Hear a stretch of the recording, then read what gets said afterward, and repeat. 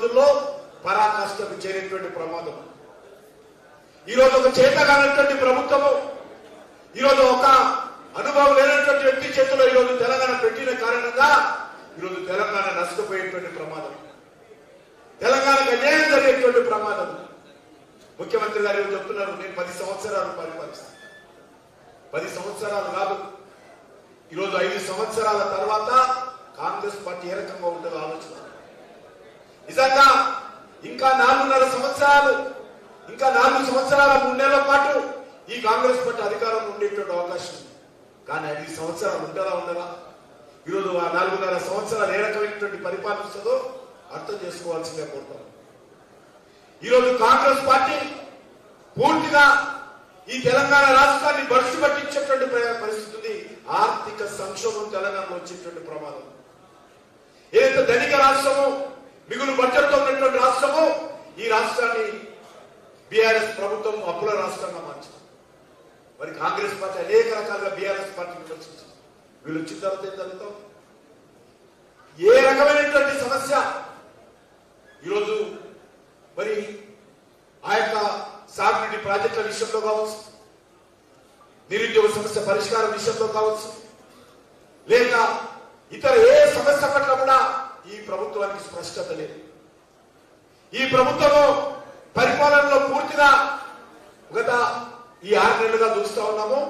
ఈ ప్రభుత్వానికి ఒక దిశ నిర్దేశం లేదు. ఏ రకంగా వాళ్ళు ఇచ్చినటువంటి హామీలు అమలు చేస్తారో, ఏ రకంగా ఆర్థిక వనరులు సమకూర్చుకుంటారో ఈ ప్రభుత్వం దగ్గర ఒక కార్యాచరణ ప్రణాళిక లేదు. చిన్న విషయం, ఇంతకుముందు రత్నందర్ గారు చెప్పారు, రైతులకు సంబంధించినటువంటి ధాన్యాల సేకరణ పూర్తి వ్యవస్థ ఉంది. ఇది కొత్తగా చేస్తున్నది కాదు. ప్రతి సంవత్సరము ఈ యొక్క ధాన్యం సేకరణ జరగాల్సినటువంటి కార్యక్రమం, రబీలో కానీ ఖరీఫ్లో కానీ నిరంతరమైనటువంటి ప్రక్రియ. దీన్ని కూడా అమలు చేయలేనటువంటి వైఫల్యం చెందినటువంటి ప్రభుత్వము కాంగ్రెస్ పార్టీ ప్రభుత్వం. సిస్టమ్ ఉంది, వాళ్ళు ఏం చేయాల్సింది లేదు. సేకరిస్తున్నది పొదుపు సంఘాల వాళ్ళు ఐకేపీ సెంటర్స్లలో. ఈరోజు మిల్లులలో పంపించి ఆ ధాన్యాన్ని ఆడించి అవి ఎఫ్సిఐకి కేంద్ర ప్రభుత్వానికి ఇవ్వాలి. రాష్ట్ర ప్రభుత్వం మీద ₹1 భారపడదు. రాష్ట్ర ప్రభుత్వ ఉద్యోగస్తులు ఎవరైతే ఉంటారో సివిల్ సప్లైలో వాళ్ళకి సాలరీస్ కూడా కేంద్ర ప్రభుత్వం ఇస్తుంది, కమిషన్ కూడా కేంద్ర ప్రభుత్వం ఇస్తుంది. మొత్తం నరేంద్ర మోడీ గారి ప్రభుత్వం ప్రతి నయా పైసా ఈరోజు ధాన్యం సేకరణలో ఖర్చు పెడతారు. ప్రతి ఆఖరి గింజ వరకు కూడా, బాయిల్డ్ రైస్ కూడా, ఓవర్బాయిల్డ్ రైస్ కూడా ఈరోజు కేంద్ర ప్రభుత్వం కొనడానికి సిద్ధంగా ఉన్నది. ఎందుకంటే గతంలో కొనుగోలు అనుకున్నారు. కానీ బీజేపీ నాయకులందరూ పోయి ప్రధానమంత్రి గారిని కలిసిన తర్వాత మా తెలంగాణలో దొడ్డు రైస్ ఉంటాయి, మా తెలంగాణలో ఓవర్బాయిల్డ్ రైస్ ఉంటాయి, కొనాలి అంటే పెద్ద మనసుతో మరి మొత్తం చివరి గింజ వరకు కూడా, బియ్యం గింజ వరకు కూడా కేంద్ర ప్రభుత్వం కొనాలని వచ్చింది. కానీ దురదృష్టం ఏంటంటే, నేను ఈరోజు ఉదయం వస్తూ భువనగిరిలో 2 ఐకేపీ సెంటర్స్ విజిట్ చేశాను. 45 రోజులుగా రైతులు, మహిళలు వాళ్ళందరూ కూడా ధాన్యాన్ని ఐకేపీ సెంటర్లో తీసుకొస్తే వర్షాలకు మొలకలెత్తుతున్నాయి. ఒక పసిపిల్లలాగా ఏ రకంగా అయితే తల్లి కాపాడుకుంటుందో ఆ రకంగా రైతులు ఆ ధాన్యాన్ని తీసుకొచ్చి ఆ కుప్పలు పెట్టుకొని రాత్రి పగళ్ళు కాపలా కాసుకుంటూ 45 రోజులైంది. ఇంతవరకు 1 కేజీ ధాన్యం కూడా ఈ ప్రభుత్వం కొనుగోలు చేయలేదు. ఇంత దుర్మార్గంగా ఉన్నది. మొలకలు ఎత్తుతా ఉన్నాయి, తడిచిపోతా ఉన్నాయి, తాగడానికి నీళ్లు లేదు, నెత్తి మీద కప్పు లేదు, మండు టెండర్లో ధాన్యం దగ్గర రైతులు కూర్చొని ఈరోజు అల్లాడుతూ ఉంటే ముఖ్యమంత్రి ఈరోజు మరి ఏ మాత్రం కూడా బాధ్యతారహితంగా వ్యవహరిస్తున్నాడో మనం చూడాల్సినటువంటి అవసరం. ఏ రకంగా వ్యవహరిస్తున్నారో మనం చూస్తా ఉన్నాం. పుండు మీద కారం తల్లినట్టు మేము దొడ్డు రకం బియ్యం మేము బోనస్ ఇవ్వము, సన్న రకం బియ్యానికే ఇస్తాము, అది కూడా ఇప్పుడు ఇవ్వము, వచ్చే సీజన్ లో ఇస్తాము. ఎందుకు ఈ రకంగా మాట మారుస్తుంది? 100 రోజుల్లోగా ధాన్యం సేకరణ చేస్తాము, ఆ సేకరణలో 500 బోనస్ ఇస్తామని చెప్పి 6 గ్యారెంటీల్లో వ్యవసాయ రంగానికి సంబంధించినటువంటి గ్యారెంటీ ఒకటి. 6 గ్యారెంటీలలో 1 గ్యారెంటీ ధాన్యం 500 ఇస్తామని.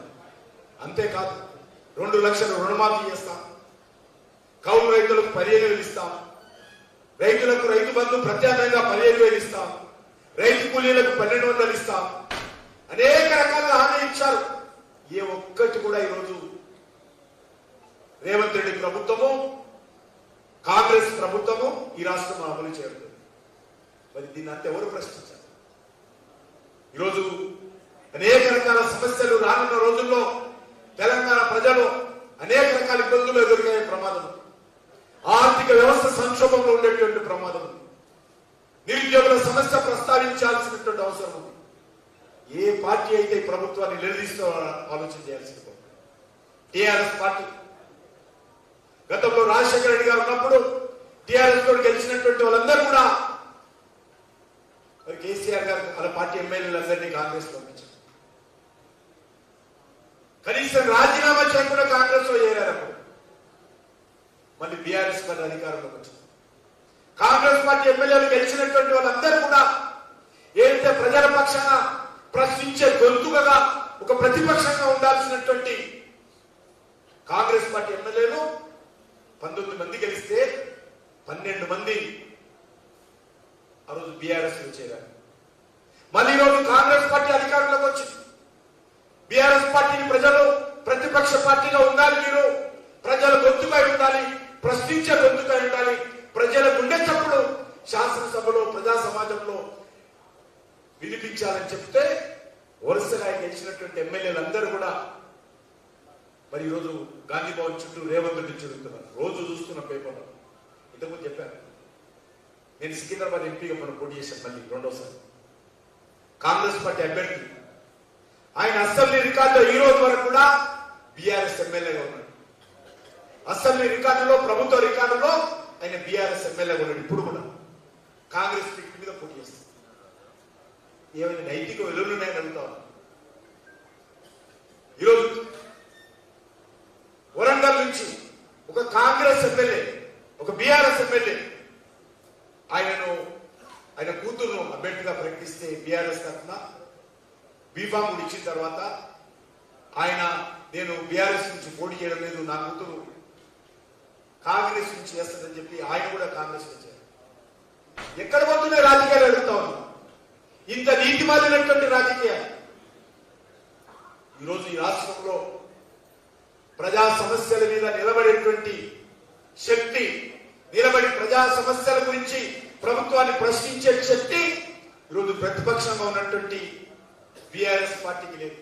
వాళ్ళ ఎమ్మెల్యేలు అందరూ కూడా ఈరోజు కాంగ్రెస్ పార్టీలో చేరబోతున్నారు. మంత్రులు స్టేట్మెంట్ ఇస్తున్నారు, మీ జిల్లాకు సంబంధించిన మంత్రులు కూడా ఇస్తున్నారు.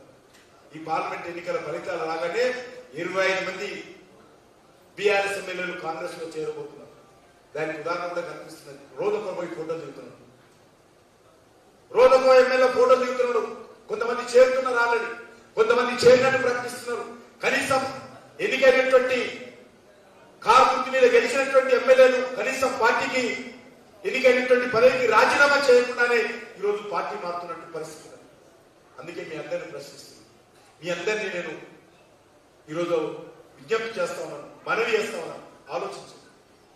ఏ పార్టీ అయితే శాసన మండలిలో ఈ ప్రభుత్వాన్ని ప్రశ్నించగలుగుతుందో ఆలోచన చేయండి. కాంగ్రెస్ పార్టీ ప్రశ్నించలేదు. ఎందుకంటే కాంగ్రెస్ పార్టీలో ఉండే ఆ ప్రభుత్వాన్ని ప్రశ్నించే అవకాశం ఉంది. ఇది విద్యావంతులకు సంబంధించినటువంటి, మేధావులకు సంబంధించినటువంటి కాన్స్టిట్యున్సీ.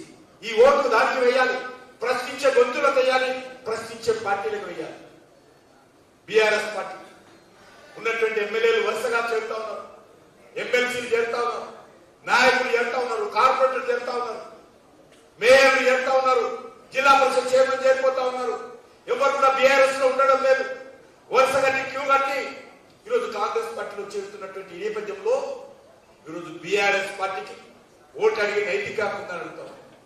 5 నెలల క్రితం మీ పార్టీ ఓటేసి ఎమ్మెల్యేలు గెలిపిస్తే ఆ ఎమ్మెల్యేలు నిలబెట్టుకోలేనటువంటి కేసీఆర్, ఆ ఎమ్మెల్యేలు నిలబెట్టుకునేటువంటి బీఆర్ఎస్ పార్టీ ఈరోజు మళ్ళీ ప్రజల దగ్గరకు వచ్చి ఓటు అడిగేటువంటి నైతిక హక్కు బీఆర్ఎస్ ఎక్కడ అడుగుతాం.